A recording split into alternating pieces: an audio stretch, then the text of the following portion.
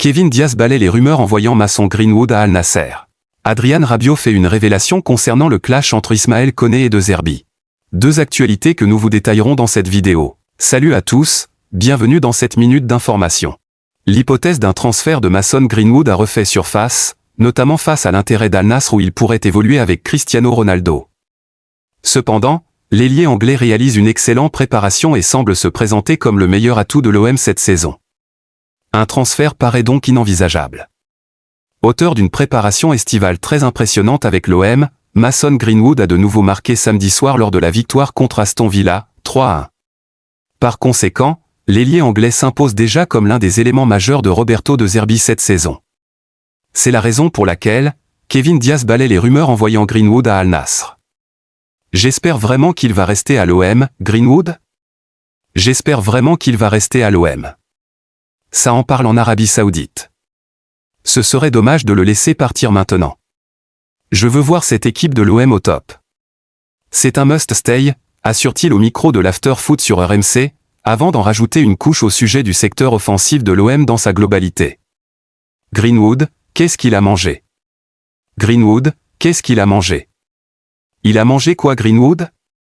Vous avez vu sur le troisième but, l'accélération qu'il met au mec de Premier League. C'est Lucas Digne, il a des jambes. Mais là il lui met une accélération, on a l'impression que c'est un plot. Et j'ai l'impression que la connexion Greenwood-Aubameyang, il y a quelque chose. Et il y a un autre joueur, c'est Jonathan Rowe. Je ne suis pas sûr qu'il faut le lâcher. Je pense qu'il faut le garder. Si c'est pour le vendre et racheter un mec qui doit s'adapter, je le garde, ajoute Kevin Diaz.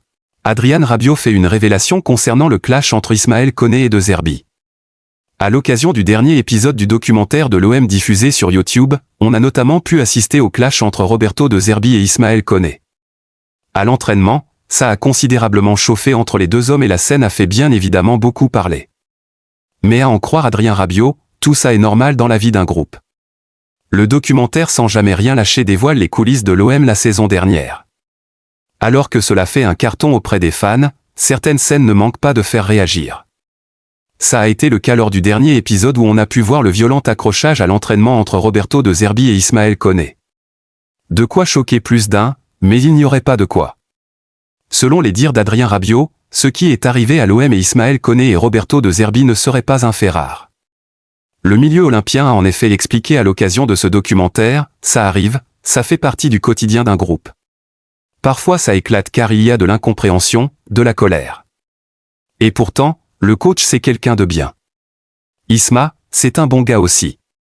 Le plus important, c'est que ça n'aille pas plus loin, mais voilà, à certains moments, ça pète. Le plus important, c'est que ça n'aille pas plus loin, que ça n'en vienne pas aux mains. Ça s'est calmé. Ce sont les choses du quotidien qui font partie d'un groupe, a poursuivi Adrien Rabiot.